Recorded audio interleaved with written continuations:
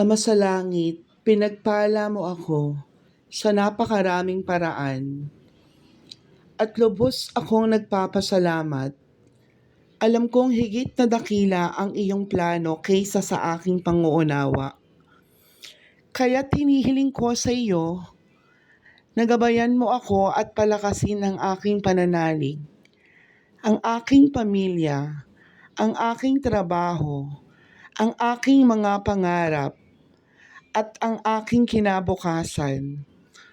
Lubos akong nagtitiwala sa iyo. Naway ikaw ang manguna sa aking buhay. Mahal kita at pangangaralan kita sa pamamagitan ng pagbabahagi ng panalangin na ito.